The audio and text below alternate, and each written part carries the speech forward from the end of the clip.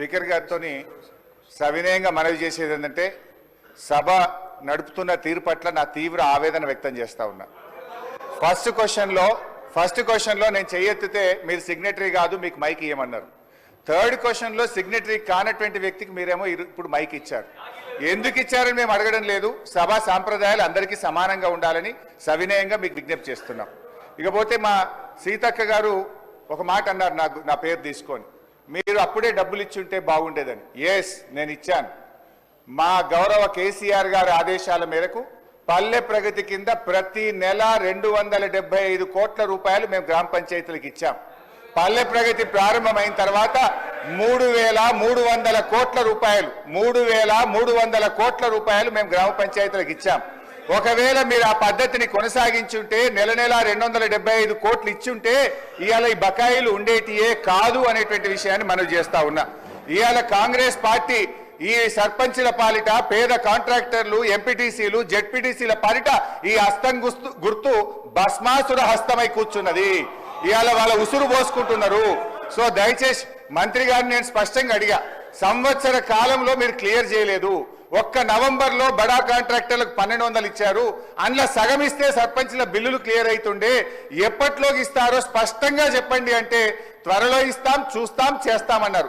ఏడాది అయినాక కూడా చూస్తాం, చేస్తామనేటువంటి మరి బాధ్యతారహితమైన సమాధానం మంత్రి గారి నుంచి వచ్చినందుకు ఈ సభ నుంచి మా తీవ్ర నిరసన తెలియజేస్తూ వాకౌట్ చేస్తున్నాం.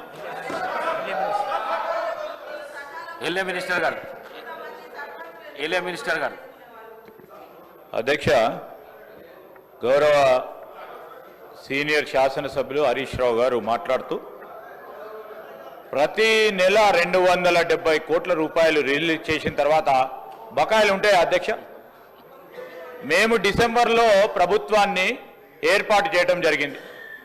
ఫిబ్రవరి మాసంలో సర్పంచుల పదవీ కాలం పూర్తయింది. ఒకవేళ ఉన్నా ఒక నెల కాల సంబంధించిన బకాయిలు ఉంటుండే. ఆయనేమో ఒక పక్షాన 270 కోట్ల రూపాయలు ప్రతి నెల ఇచ్చాము అని చెప్పినప్పుడు బకాయిలు ఎక్కడివి అధ్యక్ష? ఎక్కడైనా తీసుకొచ్చి పెట్టుకున్నారు అధ్యక్ష? ఈరోజు వారి ప్రభుత్వ హయాంలో సర్పంచులు, ఉప సర్పంచులు ఆత్మహత్య చేసుకున్నారు. వారు సమాధానం చెప్పాలా? ఈరోజు గౌరవ మా పంచాయతీరాజ్ శాఖ మంత్రివర్యులు చెప్పారు, ఏ విధంగానైతే బకాయిలు మా నెత్తిపైన పెట్టి వారి ప్రభుత్వం ఆ రోజు మేము తీసుకున్న వారసత్వాన్ని ఒకటి తర్వాత ఒకటి పూరించే ప్రయత్నం చేస్తూ ఉన్నాం. ఈరోజు కూడా సర్పంచులకు కానీ, ఎంపీటీసీలకు సంబంధించింది కానీ, జెడ్పీటీసీలకు సంబంధించిన ఏవైతే బకాయిలు గత ప్రభుత్వాలు ఇవ్వకుండా పోయినాయో ఒకటి తర్వాత ఒకటి పూరించే కార్యక్రమం చేస్తూ ఉన్న సందర్భాన్ని ఈరోజు మరొక్కసారి మా గౌరవ సర్పంచులు, మాజీ సర్పంచులకి, ఇతర సభ్యులకు కూడా మేము మీ ద్వారా తెలియజేస్తా ఉన్నాం అధ్యక్ష. ఇంకోటి కూడా, గౌరవ సభ్యులు చాలామంది సీనియర్ శాసనసభ్యులు ఉన్నారు ఇక్కడ.